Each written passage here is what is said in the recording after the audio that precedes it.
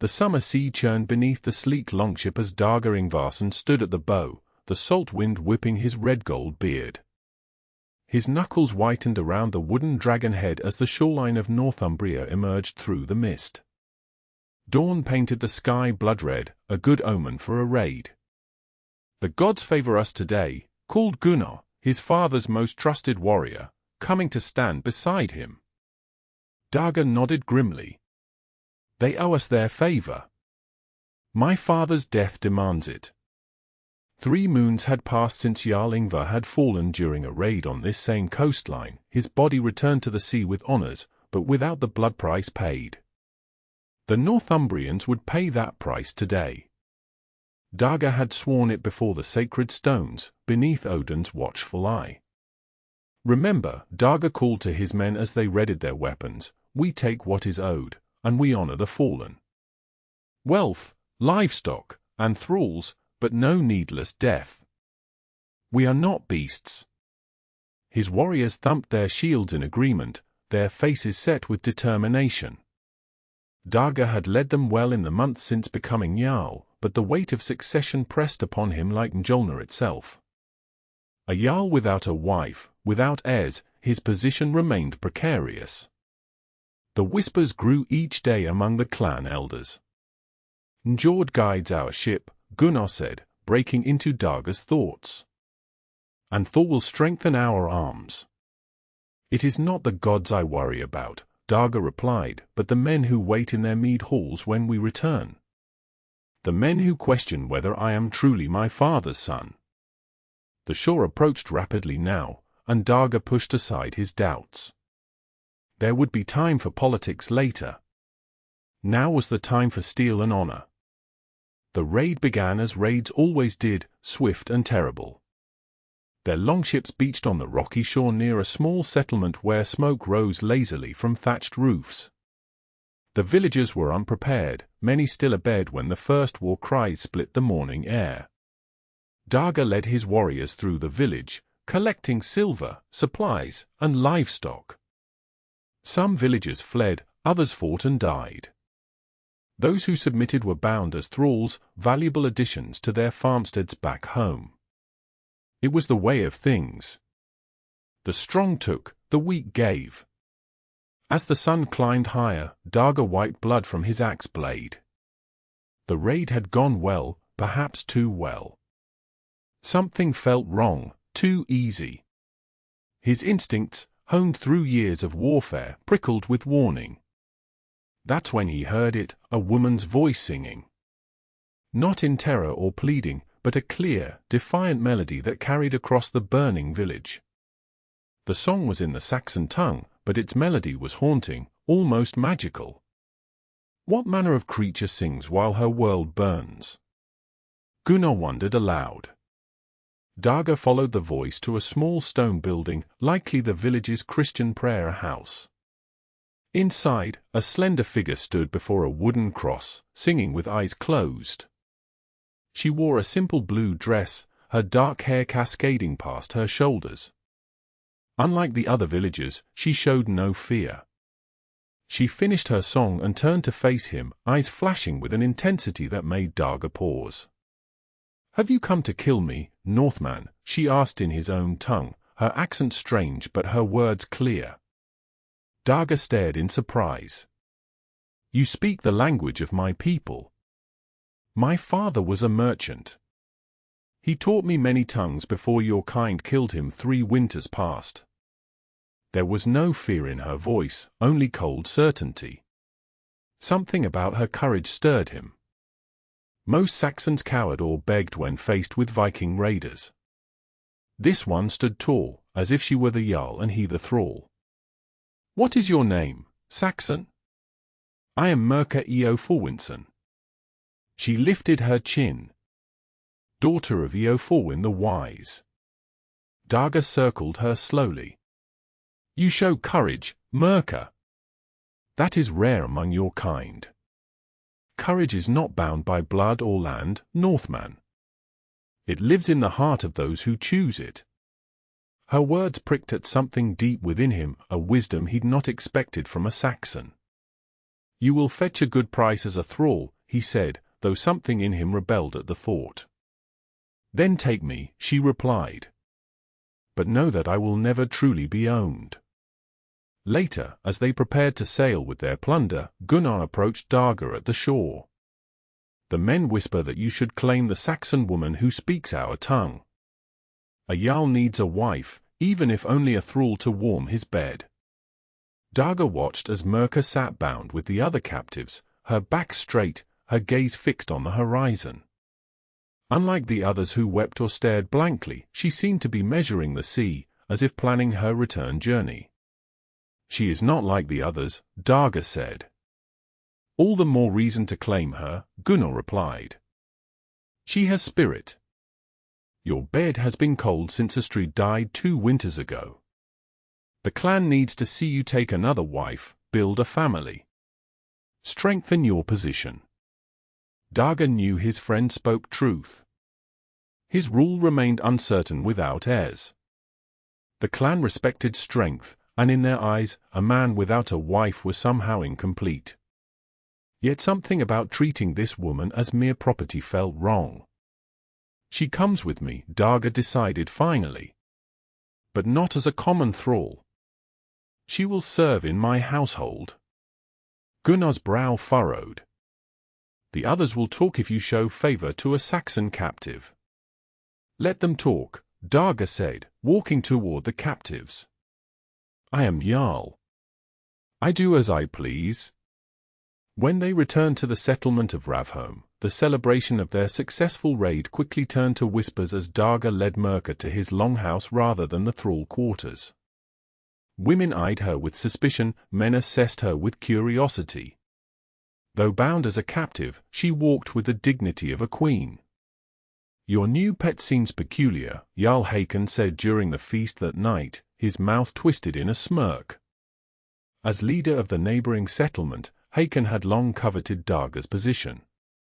Does she perform tricks as well? The mead hall erupted in laughter. Dagr's hand tightened around his cup. She speaks our tongue better than your thralls speak at all, Dagr replied evenly. And she shows more courage than many warriors I know. Hakon's smile hardened. Strange words for a Saxon captive. Some might wonder where your loyalties truly lie, Yngvarson. My loyalty is to my people, Dagr growled. As was my father's before me. Yet your father would never have shown such interest in an enemy woman. Before Dagr could respond, Myrka stepped forward from where she had been serving mead. She spoke in clear, ringing tones that silenced the hall. In my land, she said, we judge a leader not by his cruelty to the defeated, but by his mercy. Only the truly powerful can afford compassion. The hall fell silent. Then Hakon laughed, a harsh barking sound. The Saxon thrall presumes to lecture Viking warriors on power. Perhaps next she will teach us how to sail or swing an axe. More laughter followed, but Dagr noticed several of the older warriors watching Myrka with thoughtful expressions. Her words carried weight, despite her status. That night, when the celebration had ended and most had stumbled to their beds, Dagr found Myrka sitting alone by the dying hearthfire. You risked much by speaking out, he said, taking a seat across from her. She gazed into the embers. What more could I lose? My home is ash, my family gone, my freedom taken. Words are all that remain to me. Words can be dangerous weapons. So I've noticed, she replied. Your Jarl Hakon fears you. He uses mine to weaken you. Dagr studied her face in the firelight. You understand our ways quickly for an outsider. Power is the same in every land, Northman. Only the gods change names. Something about her calm assessment unsettled him. This woman saw too much, understood too deeply. Why did you bring me here? She asked suddenly. Not to the thrall quarters with the others, but to your own hall. Dagr hesitated. I'm not certain, he admitted. Perhaps because you remind me that courage wears many faces. Or perhaps because you recognize that your people's way is not the only way. Her words cut too close to the doubts he'd harbored since his father's death, the questioning of endless raids, blood feuds that spanned generations, the cycle of violence that seemed without purpose or end. You should rest, he said, standing abruptly. Tomorrow your duties begin. Days passed into weeks, and Myrka quickly became indispensable in Dagr's household. She learned their customs, managed the other thralls with quiet authority, and even began teaching Saxon healing methods to the settlement's elderly healer, Thora. Yet for all her adaptation, the whispers continued. They called her Dagr's Saxon witch, claimed she had ensorcelled him with her strange songs. When raids were planned, warriors insisted she be kept away from the discussions, fearing she might somehow alert her countrymen. Worst were the women of the clan, particularly Runa, daughter of Jarl Hakon, who had long expected to become Dagr's bride. Whenever Myrka passed, Runa would spit at her feet and make the sign against evil. She turns the heads of our men with her foreign ways, Runa complained loudly one day at the market. No true Viking would keep such a creature in his home unless bewitched. Myrka ignored the taunts, but Dagr saw how her shoulders stiffened, how the light in her eyes dimmed each time she was treated as less than human. One evening, as autumn winds began to blow cold from the north, Dagr found Myrka at the shore, staring across the sea toward her homeland. "Do you plan to swim back?" he asked, attempting humor. "Even if I could," she replied, "there's nothing left for me there." Dagr stood beside her, watching the waves. "You've earned respect among many here, despite what some may say." "Respect? Is that what you call it when they cross their fingers against evil when I pass? When they call me witch and worse?" "They fear what they don't understand," Dagr said quietly. "As all people do. Including you." Her eyes met his, challenging. "I feared you once," he admitted. "Not for your differences, but for how you made me question what I've always believed." "And what is that?" Dagr watched a gull dive into the waves. "That the strong must dominate the weak. That glory comes only through conquest. That blood feuds must be honored, regardless of cost. And now? Now I wonder if strength can take different forms. If glory might be found in building rather than burning." He turned to face her fully. "You've changed something in me, Myrka. I'm not certain I welcome it." She smiled then, a genuine smile that transformed her face. "Change is rarely welcome, Dagr Yngvarson. But it comes nonetheless, like winter after autumn." That night, a storm blew in from the sea, rattling the longhouse and driving everyone inside. As lightning cracked across the sky, Thora the healer sought out Dagr with urgent news. "Jarl, the sickness has returned," she said gravely. 3 children already burn with fever. The settlement had suffered from mysterious fevers before, usually claiming the youngest and oldest among them. Last winter, 5 children had died despite Thora's best efforts. "What can be done?" Dagr asked. Thora hesitated. The Saxon woman, she mentioned remedies from her homeland that might help. "I was too proud to listen before, but now?" Dagr found Myrka already preparing herbs by the fire. Without looking up, she said, "I'll need birch bark, honey, and the white moss that grows on northern stones." "How did you know about the sickness?" "I have ears, Dagr. And eyes. I saw the signs 3 days ago, the same sickness that took my brother." She worked methodically, crushing herbs with practiced movements. "I can help them, if you'll permit it." "Do what you must," Dagr said. "Save them if you can." For 7 days and nights, Myrka worked tirelessly. She brewed potions, applied poultices, and sang strange healing songs to the sick children. She showed Thora how to reduce fevers with cool cloths and special teas. When she finally emerged from the healing house, exhausted but triumphant, word spread quickly through the settlement: the Saxon woman had saved their children. That evening, as Myrka slept deeply after her ordeal, the clan gathered in the mead hall. "The god sent her to us," old Thora declared. "She has their knowledge." "Or a witch's craft," countered Runa, though with less conviction than before. Gunnar stood, addressing Dagr directly. "Jarl, it is time to speak plainly. This woman has proven her worth to our people. Yet she remains a thrall, neither fully slave nor free. Such uncertainty serves no one." Murmurs of agreement rippled through the hall. "What would you have me do?" Dagr asked, though he already knew the answer forming in his heart. "Make her your wife," came a voice from the back. It was Ulfa, one of the oldest warriors, who had served Dagr's father. "Free her first, then marry her with proper bride price and ceremony. She has earned a place among us." The hall exploded with conflicting voices. Some supported the idea, particularly those whose children Myrka had saved. Others protested vehemently. "A Saxon as our lady? It's unthinkable. She's proven herself more valuable than many born here. The gods will curse such a union." Dagr raised his hand for silence. When the hall quieted, he spoke with careful words. "I will consider this matter. But know this, Myrka has earned her freedom through her service to our people.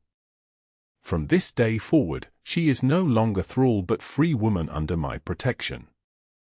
The announcement sparked fresh debate, but Dagr had made his decision.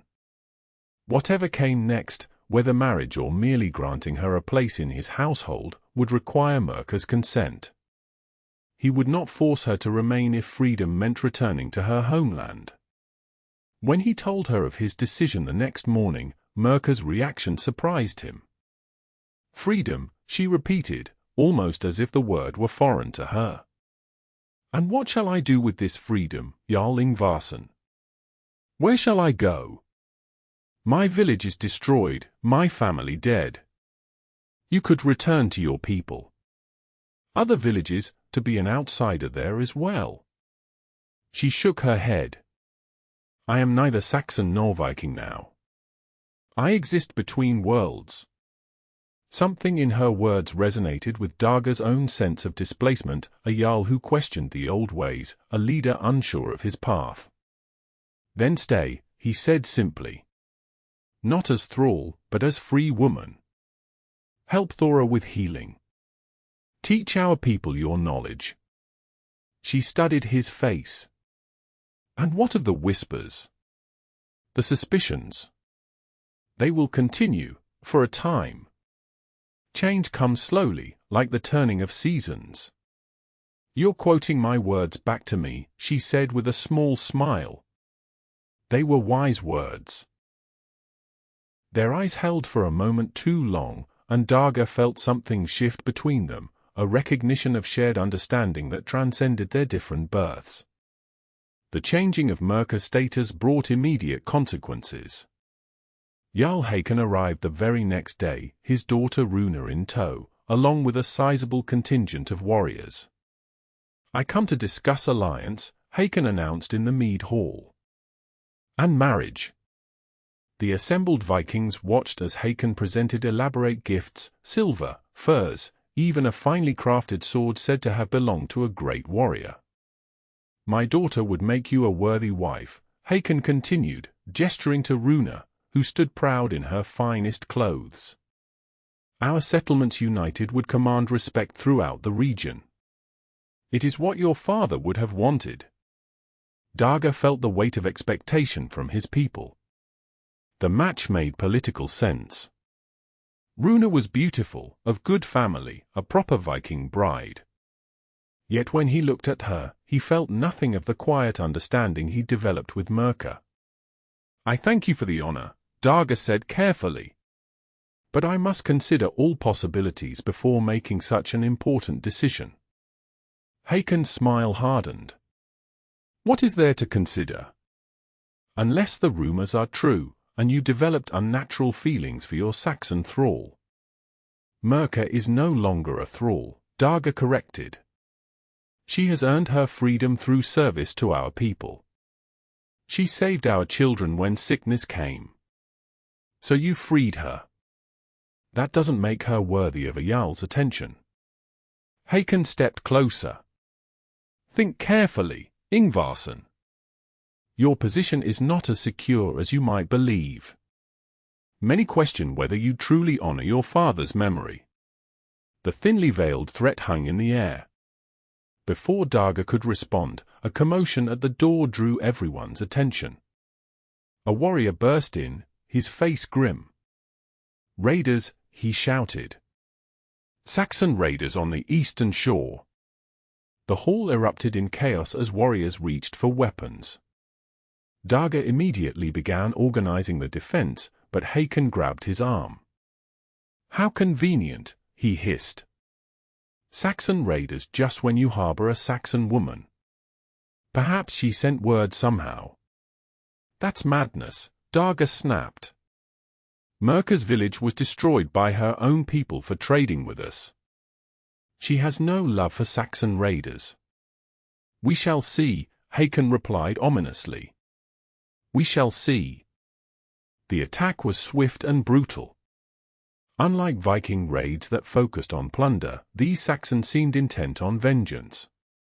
They burned buildings, slaughtered livestock, and killed indiscriminately. Dagr led the defense, but they had been caught unprepared. In the chaos, he lost sight of Myrka. Fearing the worst, he fought his way toward his longhouse, cutting down 2 Saxon warriors who blocked his path. He found her not cowering in fear, but organizing the women to move children and elders to safety in the stone storage caves beyond the settlement. When she saw him, relief washed over her face. Dagr! The eastern path is clear. We can get the children, her words cut off as she looked past him, her expression changing to horror. Dagr turned to see a Saxon warrior charging toward them, spear raised. Without hesitation, Myrka shoved Dagr aside and seized a fallen shield, raising it just as the spear struck. The impact knocked her backward, but she had saved Dagr's life. Before the Saxon could attack again, Dagr's axe found its mark. As the man fell, Dagr caught a glimpse of something familiar in his features. You know him, Dagr said, turning to Myrka, who stared at the dead man with a complex expression of grief and anger. My cousin, she said quietly. Alric. He always believed I was a traitor for supporting trade with your people. More warriors approached, Vikings this time, led by Gunnar. They looked from the dead Saxon to Myrka with confusion. She saved my life, Dagr said firmly. When she could have joined her kinsman. The battle ended by nightfall. The Saxons were defeated, though at heavy cost. Many buildings lay in ruins, and 12 Vikings had fallen, with more wounded. As they gathered to honor their dead, whispers again circulated about Myrka. Hakon was quick to voice suspicions. Strange that Saxons would attack now, when a Saxon walks freely among us. Perhaps she called them here. I saw her save the Jarl's life, Gunnar countered. She chose our people over her own blood. A clever deception, Hakon insisted. To gain trust before a larger betrayal. The debate might have continued, but Ulfa, the elder warrior, interrupted with news that silenced everyone. The Saxon prisoners have spoken, he announced. They came seeking Myrka Eoforwinson specifically. Not to rescue her, but to kill her. Confused murmurs swept through the gathered Vikings. Why would Saxons want to kill one of their own? Someone asked. Ulfa's weathered face was grim. They claim she is cursed. That she brought destruction to her village by dealing with Vikings. that as long as she lives among any people, misfortune will follow. All eyes turned to Myrka, who stood still as stone beside Thora. It seems, Dagr said into the silence, that Myrka is as much an enemy to the Saxons as she is to us. Perhaps more so. Or perhaps, Hakon countered, the curse is real. First sickness strikes our children after she arrives. Then her people attack us. The children recovered because of her knowledge, Thora protested. Without her, more would have died. As debate raged, Dagr watched Myrka slip away from the gathering. He found her later at the shore, staring out at the darkened sea. "Is it true?" he asked quietly.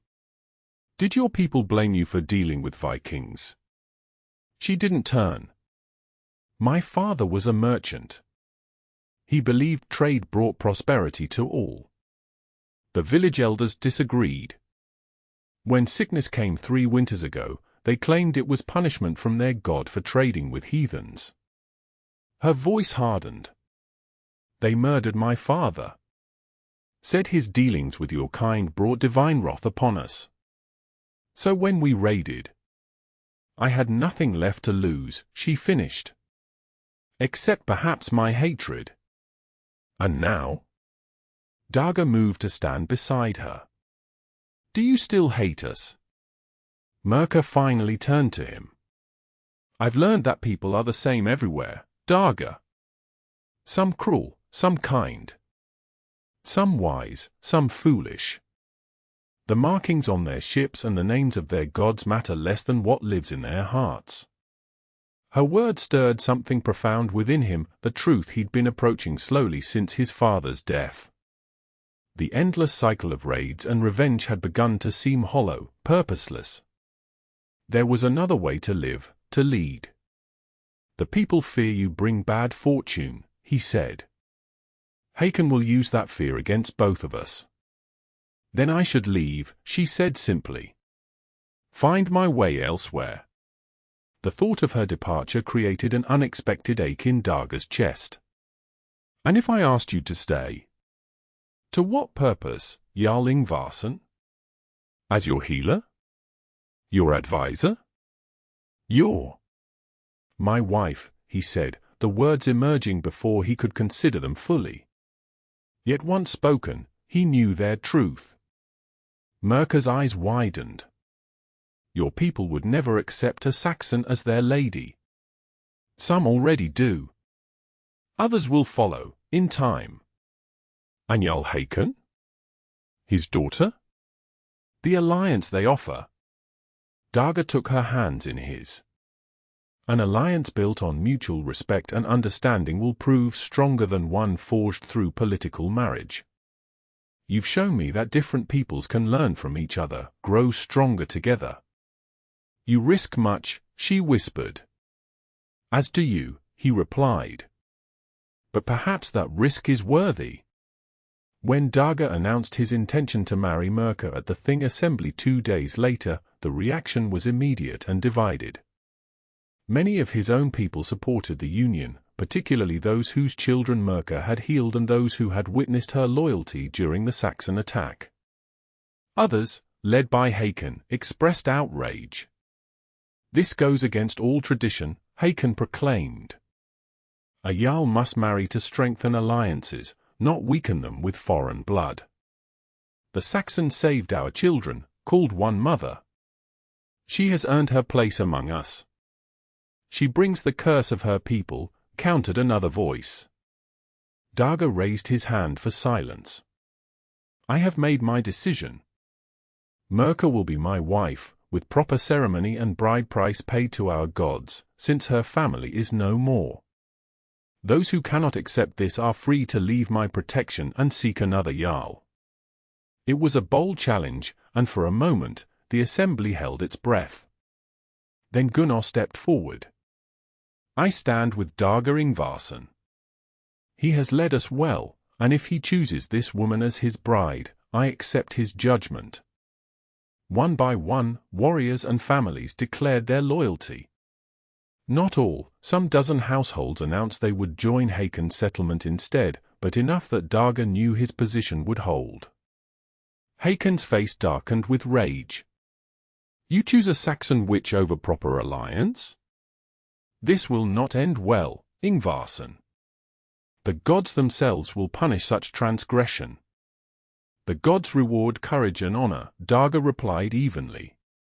Myrka has shown both. Can you say the same, Hakon? The older jarl stormed from the assembly, his daughter and loyal followers in his wake. Dagr knew he had made a powerful enemy that day, but watching Myrka's face as she realized the majority had accepted her, he couldn't bring himself to regret his choice. They were married at the harvest festival, with Myrka dressed in Viking finery, her dark hair braided with silver threads. She had insisted on learning all the proper rituals, determined to honor her new people's traditions even as she brought elements of her own culture to the union.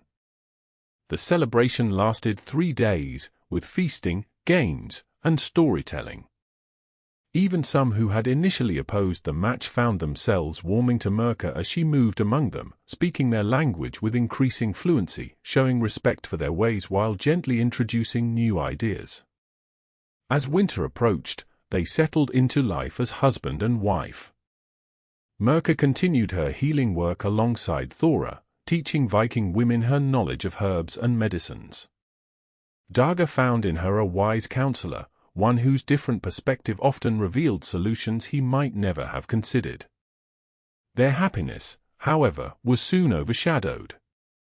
A harsh winter descended, worse than any in living memory.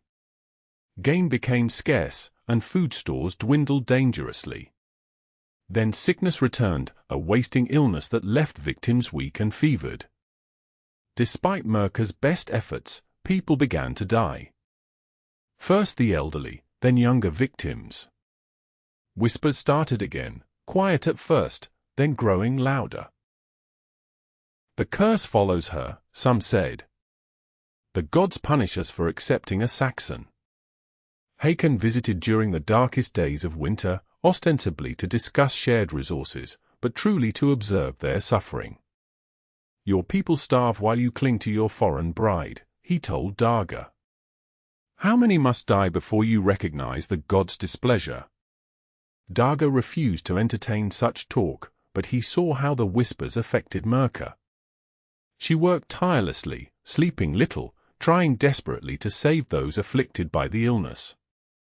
When her remedies failed, she took each death as a personal failure. One night, Dagr found her collapsed beside the sickbed of a child who had died despite her care. Her face was hollow with exhaustion and grief. You can't save everyone, he said gently, helping her to her feet. But what if they're right, she whispered, her voice breaking. What if I brought this upon your people? This sickness, this winter, they would have come regardless. The gods test us all, Saxon and Viking alike. She leaned against him, too weary to argue. Your people suffer for my presence. Our people, he corrected. And they suffer from winter and illness, not from you. Yet as more died and hunger gnawed at every belly, dissent grew. Even loyal Gunnar approached Dagr with concerns. The people need reassurance, he said. Some sign that the gods still favor us, despite changes. Dagr understood what remained unspoken. You think I should set her aside? Gunnar looked uncomfortable. I think you should consult the seer. Perhaps there is some ritual, some offering that would turn the gods' favor back to us. The suggestion planted a seed in Dagr's mind. Not to abandon Myrka, but to seek guidance through traditional means that his people would respect. The settlement seer, old Volva, lived apart from others in a small hut near the sacred grove. When Dagr and Myrka approached, the ancient woman was already waiting, as if she had foreseen their visit. The jarl and his foreign bride come seeking answers, she croaked, her blind eye seemingly fixed on Myrka. But are you prepared for the truth? We are, Dagr said firmly. Volva performed the ritual of seeing, burning sacred herbs, casting rune stones, and falling into a trance-like state where she communed with the gods. When she finally spoke, her voice had changed, becoming deeper and more resonant. "The curse is real," she intoned, "but not as you believe. Not the Saxon woman, but ancient hatred brings this suffering. Blood calls to blood, vengeance to vengeance. The cycle must be broken." "How?" Dagr asked. "What must we do? Two peoples, one future. The bridge between worlds must stand strong against the coming storm." Her blind eye seemed to focus on Myrka. "You carry more than yourself, daughter of two worlds. In your body grows the future." Myrka gasped, her hand moving instinctively to her stomach. Volva continued, "When ice breaks and waters flow again, a choice must be made. Old ways or new. Life or death. The gods watch and wait." With those cryptic words, the seer collapsed back into herself, the trance broken. She would say no more, claiming the gods had spoken all they wished to reveal. As they walked back to the settlement, Myrka remained silent, her expression troubled. "Are you with child?" Dagr finally asked. She nodded slowly. "I suspected, but wasn't certain until now." Joy and fear mingled in Dagr's heart. A child, his heir, their future. Yet born into such uncertainty, such danger. "The seer didn't blame you for our troubles," he said. "If anything, she suggested we are the solution." "A bridge between worlds," Myrka murmured. "But bridges can be burned, Dagr. Destroyed by those who fear what lies on the other side." Her words proved prophetic. When news of her pregnancy spread, reactions were sharply divided. Many celebrated a child for their jarl, an heir to secure the future. Others, however, viewed the coming child with suspicion. "Half Saxon blood in our jarl's line," they muttered. "The old ways fade with each passing season."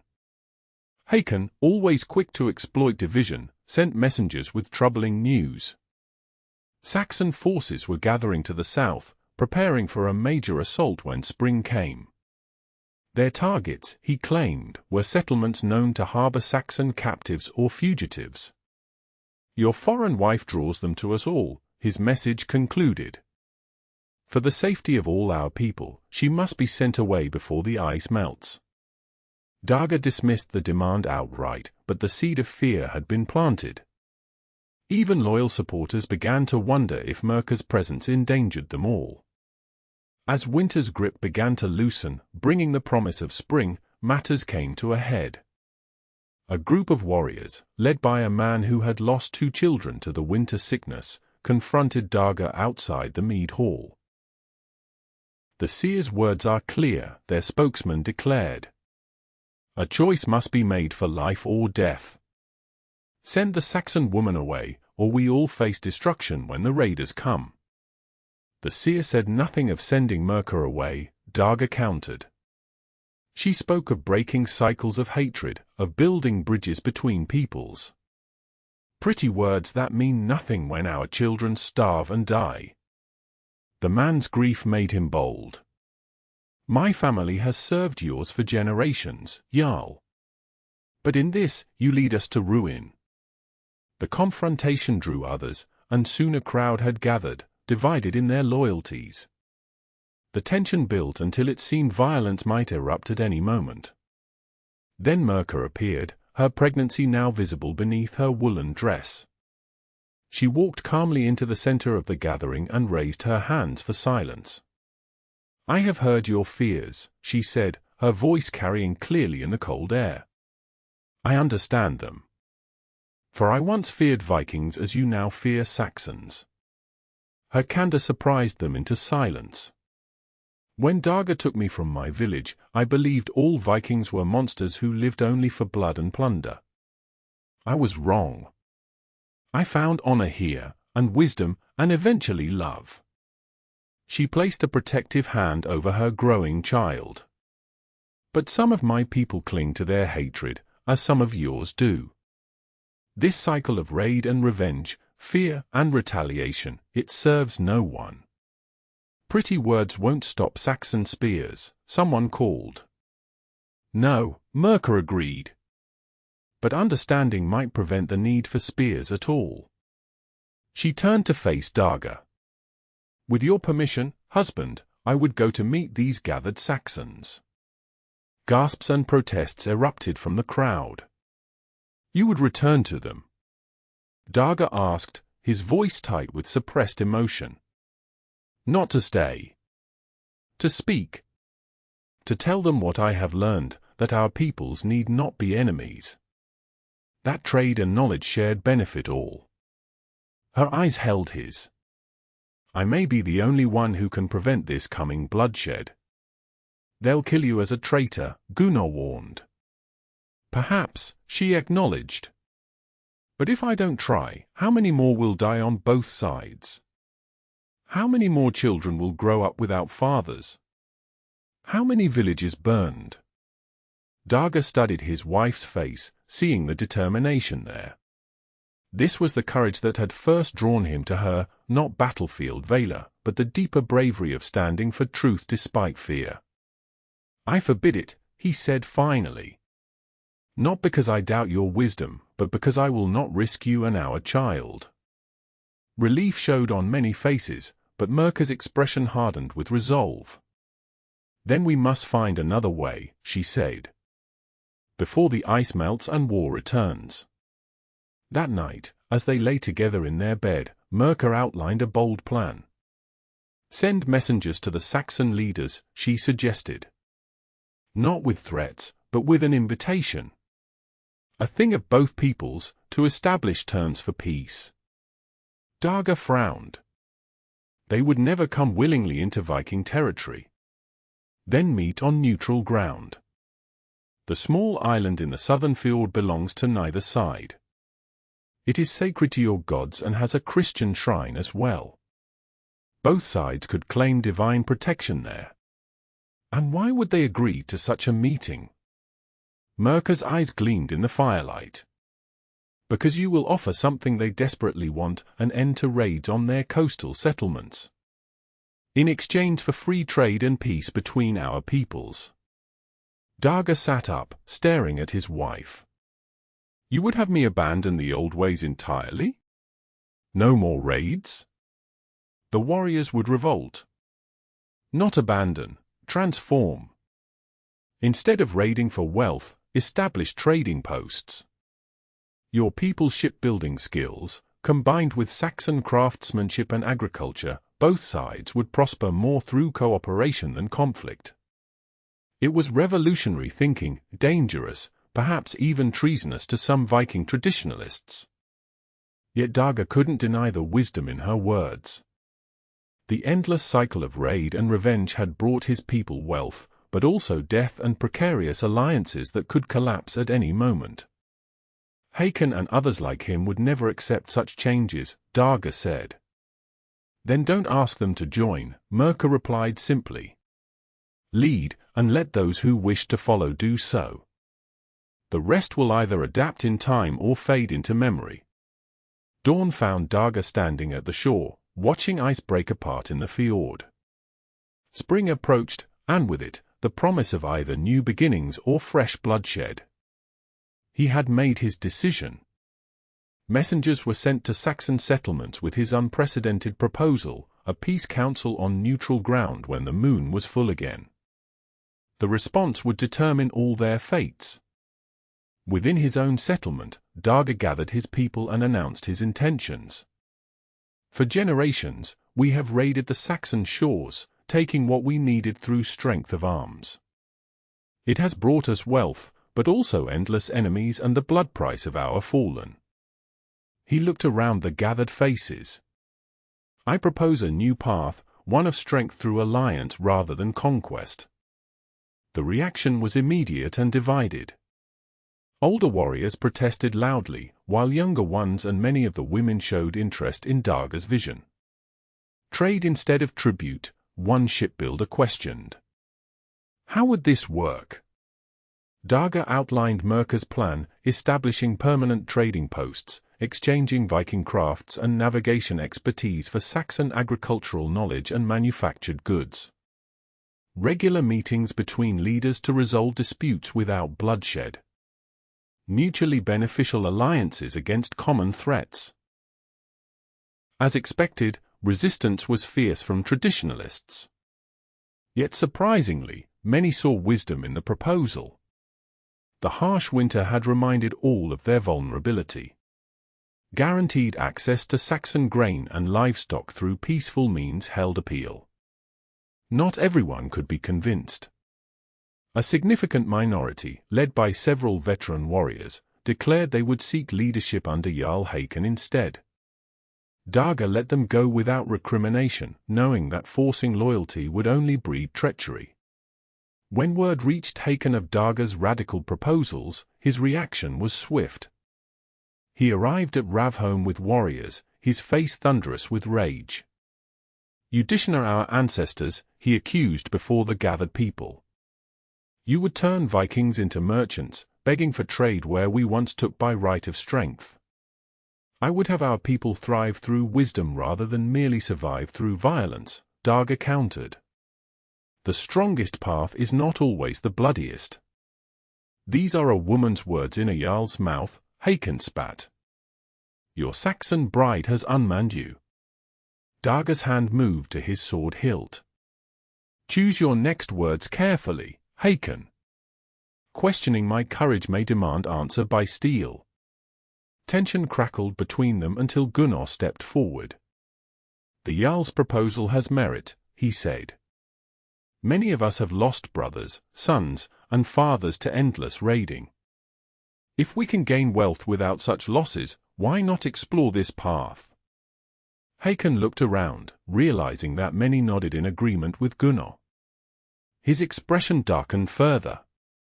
"So be it," he said finally. "Follow your Saxon-loving Jarl to ruin if you wish. But know this, when the Saxons come with fire and sword instead of trade goods, don't look to me for aid." With that, he stormed away, taking his warriors with him. The alliance between their settlements, always tenuous, was now openly broken. Days passed in anxious waiting for the Saxon response. Myrka's pregnancy advanced, her belly growing round with new life. Despite uncertainty about their future, Dagr found himself filled with hope whenever he placed his hand on her stomach to feel their child move. "He will be strong," Dagr said one evening as they sat by the fire. "She," Myrka corrected with a smile, "will be wise." "Strong and wise, then. A true leader for a new age." "If we survive to see it," Myrka said, her smile fading. "Still no word from my people." Dagr shook his head. "The messengers have not returned." "It may mean nothing, the paths are still difficult with spring thaws." But they both knew another possibility, that the messengers had been killed, their offer of peace rejected before it could even be considered. 3 days later, a lone figure approached the settlement, one of their messengers, wounded but alive. He was brought immediately to Dagr. "They argue among themselves," the man reported. "Some favor peace talks, especially the merchants and coastal settlements who have suffered most from our raids. Others, particularly their warriors and priests, call for war instead." "And their leader?" Dagr asked. "What does he say?" "King Elfric is cautious.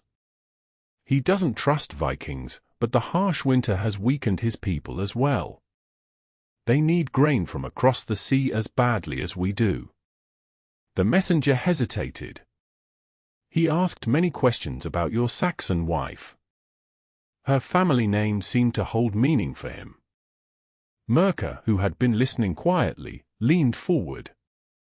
"What kind of meaning?" "He said the Eoforwinsons were known for wisdom and fair dealings. That if Jarl Yngvarson had taken an Eoforwinson to wife, perhaps there was hope for understanding after all." Hope flickered in Myrka's eyes. My father traded with King Elfric's household. He always spoke well of the king's sense of justice. Will they come to the peace council? Dagr pressed. The messenger nodded slowly. They will send representatives to hear your proposal. But they come prepared for either peace or war. The news spread quickly through the settlement. Preparations began for the unprecedented meeting, not battle readiness, though warriors would stand guard, but diplomatic arrangements that few Vikings had ever considered necessary before. As the appointed day drew near, another unexpected development occurred. Scouts reported that Jarl Hakon was gathering warriors, not just his own, but men from several settlements further north. Their purpose remained unclear, but Dagr suspected the worst. He means to disrupt the peace council, Gunnar warned. Perhaps attack while our attention is divided. Or attack the Saxons as they travel to the meeting, Dagr realized with growing alarm. To ensure war continues, we must postpone, another advisor argued, until we can be certain of Hakon's intentions. But Myrka shook her head firmly. Postponement will be seen as betrayal by the Saxons. They already risk much by coming at all. The dilemma seemed impossible: proceed with the council and risk Hakon's interference, or postpone and lose perhaps their only chance at peace. That night, Dagr found no rest, his mind turning over possibilities until dawn broke. With the first light came his decision. We divide our forces, he told his council. Half will accompany us to the peace council. The other half will position themselves to intercept Hakon should he move against either us or the Saxon delegation. And if Hakon brings overwhelming numbers? Gunnar asked. Then we fight with honor, and history will remember who stood for peace and who for needless bloodshed. The day of the council arrived with clear skies and calm seas, good omens by anyone's reckoning. Dagr led his delegation to the small island in the southern fjord, including Myrka despite concerns for her safety. Her presence, they all recognized, was essential to bridge understanding between the two peoples. The island itself seemed designed by the gods for such a purpose. A natural stone formation created a rough circle in its center, with approaches visible from all sides so neither party could feel trapped. Ancient stone pillars, carved by forgotten hands, gave the place a sacred feeling that both Christians and followers of the old gods could respect. The Viking party arrived first, establishing their position and setting out simple benches of wood for the council. Myrka, heavy with child but determined to participate, arranged herself at Dagr's side, dressed in a garment that blended Viking and Saxon styles, a visible symbol of their hope for unity. When the Saxon ships appeared on the horizon, tension rippled through the Viking warriors. Old instincts died hard, many had never seen Saxons except across a battlefield. Yet they held their positions with discipline, following Dagr's strict orders that no hostile moves would be made. The Saxon delegation was smaller than expected, only 2 ships compared to the Vikings' 4. At their head stood a grey-bearded man with a golden circlet denoting his rank. Not King Elfric himself, but his brother, Eadmund, sent with full authority to negotiate. As the Saxons disembarked and approached the stone circle, Myrka stepped forward slightly, drawing all eyes. Eadmund stopped abruptly, staring at her with undisguised shock. Myrka Yngvarson, he said, his voice carrying across the stillness. We thought you dead with your father. As you see, Lord Eadmund, I live. She inclined her head respectfully. And I stand ready to help forge a new understanding between our peoples. The Saxon leader's gaze moved from Myrka to her pregnant belly, then to Dagr beside her. Something like reluctant respect flickered across his face. So it's true, he said. The Viking jarl takes counsel from a Saxon wife. I take counsel from wisdom, wherever I find it, Dagr replied evenly. A tense moment passed before Eadmund nodded slightly.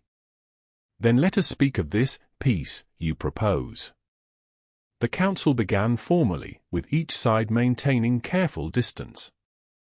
Dagr outlined his vision, established trading posts instead of raids, agreed boundaries for settlement, even potential military alliance against threats from further east. The Saxons listened with skepticism but growing interest. Trade held obvious appeal after the harsh winter had depleted their stores as well. Yet centuries of violent interaction could not be erased in a single meeting. How can we trust that other Viking jarls will honor your agreements? Eadmund challenged. Even if you keep your word, what of those beyond your control? It was the question Dagr had anticipated. I speak for those who follow me. Others will join when they see the prosperity peace brings, or they will become irrelevant as the world changes around them. Pretty words, one Saxon warrior muttered. But Vikings understand only strength. As do Saxons, Myrka interjected. Yet here we sit, talking instead of fighting. Is that not proof that both our peoples can choose a different path? Her intervention seemed to shift something in the atmosphere. As she spoke of her experiences in both cultures, of the common values she had discovered beneath the differences, even the most skeptical listeners found themselves considering her words. The discussions continued through midday, moving gradually from distrust toward tentative agreement. A framework began to emerge, limited trading rights initially, with expansion if the peace held. Specific meeting times for resolving disputes. Boundaries clearly established. It was during a brief rest in the proceedings that disaster struck. A Viking sentry gave the alarm, ships approaching rapidly from the north. Many ships, their dragon heads unmistakable even at distance. Hakon, Gunnar growled, rising to his feet. The Saxons immediately tensed, hands moving to weapons. Is this a trap? Eadmund demanded. No, Dagr said firmly. This is the work of those who fear peace more than war. He turned to Gunnar. Prepare our warriors. If Hakon means to disrupt this council, he must face us first. The approaching longships moved with purpose, clearly intending to land at the island. Dagr estimated Hakon had brought at least 100 warriors, far more than either his own force or the Saxon delegation. We should depart immediately, a Saxon advisor urged Eadmund. Return to our shores while we can. But before a decision could be made, Myrka cried out suddenly, doubling over in pain. All eyes turned to her as she clutched her belly, her face contorted. The child, she gasped. It comes. Chaos erupted. Dagr rushed to Myrka's side while both delegations fell into confusion. The appearance of Hakon's forces combined with Myrka's labor created a crisis no one had anticipated. Get her to the ships, Gunnar urged. We must return to the settlement where Thora can attend her. There's no time, Myrka said through clenched teeth. The child comes too quickly. To everyone's surprise, an elderly woman from the Saxon delegation stepped forward. I am a midwife, she said simply. Let me help her. Dagr looked from the approaching Viking ships to his wife in labor, torn between immediate threats and intimate needs. Making his decision, he turned to Gunnar. Take half our warriors. Meet Hakon at the shore. Delay him however you can, but avoid bloodshed if possible. He looked to Eadmund. I ask for your patience in this unexpected moment. What happens here today may determine the future for all our peoples. The Saxon leader hesitated, then gave a curt nod. We will wait, he said. But our weapons remain ready. As Gunnar led warriors to the shore, Dagr helped move Myrka to a sheltered area behind one of the ancient stone pillars. The Saxon midwife took charge with calm efficiency, directing Viking and Saxon women alike to bring water, cloth, and support for the laboring mother. From his position beside Myrka, Dagr could see Hakon's ships reaching the shore, warriors disembarking with weapons ready. Gunnar's smaller force formed a line across the beach, blocking their advance toward the stone circle. "Go," Myrka urged between contractions. "Stop them. I am in good hands." Reluctantly, Dagr kissed her damp forehead and moved to join his warriors, his heart torn between the miracle of birth and the threat of violence. As he reached the standoff at the beach, Hakon was already bellowing accusations. "Traitor to your ancestors," the older jarl shouted.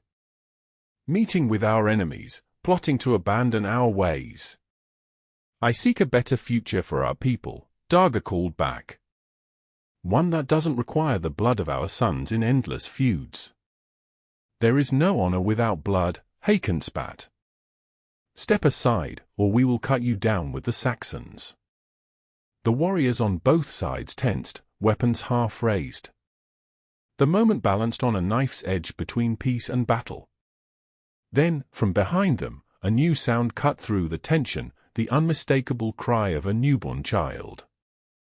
All heads turned toward the stone circle, where the midwife now stood, holding up a tiny, squalling infant for all to see. "A daughter," she called out.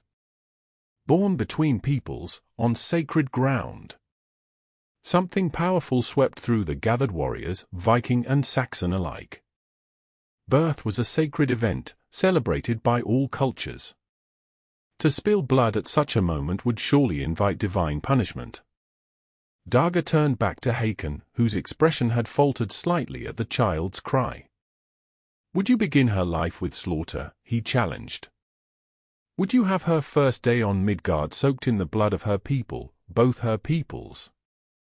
Uncertainty flickered across Hakon's face for the first time. Behind Dagr, Eadmund had approached, drawn by the birth announcement. "The Christian God blesses new life," the Saxon leader said. To fight at such a moment would be sacrilege. For a long moment, no one moved. The child continued to cry, her voice seeming to grow stronger with each breath, as if demanding to be heard by all assembled. Then, remarkably, Hakon lowered his axe. "I came to prevent treachery against our people," he said gruffly. "Not to battle under the eyes of newborn and gods alike. But this changes nothing, Yngvarson. Your path still betrays our ways." "See what comes of it first," Dagr suggested, sensing an opening. "Judge the fruits before condemning the tree." "We shall see indeed," Hakon replied. Then, with obvious reluctance, he ordered his warriors to return to their ships. "This matter is not settled," he called as a parting shot. "Merely postponed." As Hakon's forces withdrew, tension drained from the island. Dagr hurried back to Myrka, finding her exhausted but radiant, their daughter nestled against her breast. The Saxon midwife stood nearby, watching with satisfaction. "She has your eyes," Myrka whispered as Dagr knelt beside them. "But my mother's chin, I think." Dagr gazed in wonder at the tiny face, feeling a surge of love more powerful than any battle fury he had ever known. "She is perfect," he said simply. "A true bridge between worlds." Eadmund approached cautiously, looking down at the infant with an expression of grudging wonder. "What will you name her?" he asked. This child born between enemies turned something else. Myrka and Dagr exchanged glances. They had discussed names, but now, in this unprecedented moment, the choice seemed clear. "Freya," Dagr announced. "In our tongue, it means peace." The Saxon leader nodded slowly. "A good name. A powerful name." He straightened, looking between Dagr and Myrka. "Perhaps there is wisdom in your vision after all, Jarl Yngvarson. If old enemies can create new life together, perhaps old ways can give birth to new possibilities as well." With the immediate crisis averted, the council reconvened, now with the newborn Freya as silent witness to the proceedings. Her presence seemed to soften even the hardest hearts, as if the gods themselves had intervened to show the way forward. By day's end, the first tentative peace agreement between Vikings and Saxons was reached. Not comprehensive, not without reservations on both sides, but a beginning. A bridge across ancient hatreds, as fragile yet as full of potential as the newborn who had helped inspire it. When they returned to Ravholm, Myrka and Freya were welcomed not as outsiders, but as symbols of a new future. The birth during such a pivotal moment was taken as a powerful omen, the gods' blessing on their jarl's vision.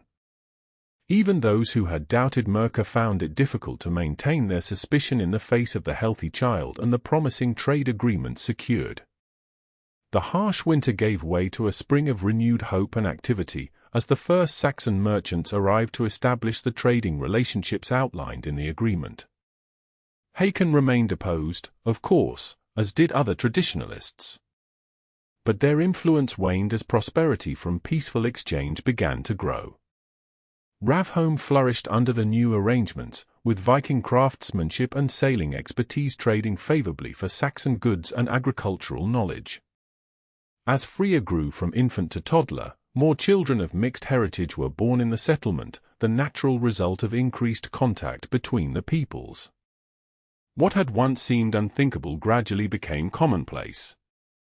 3 years after the historic council, Dagr stood at the shore watching a fleet of ships approach, not raiders this time, but traders and dignitaries from both Viking and Saxon lands. They came for the formal renewal and expansion of the peace accords, now embraced by settlements far beyond Ravholm.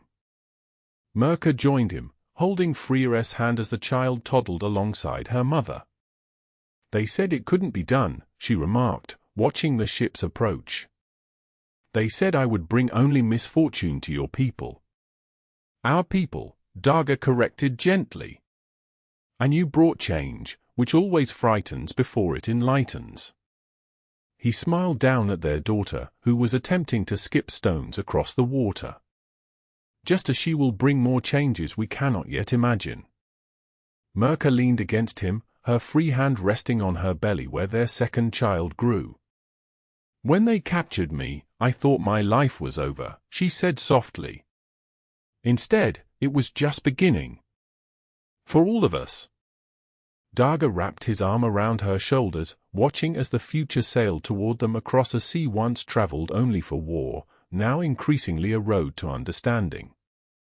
The woman they had once mocked as his captured bride had indeed become the queen who saved them all, not through magic or conquest, but through the quiet revolution of proving that different worlds could not just coexist, but create something stronger together than either could alone.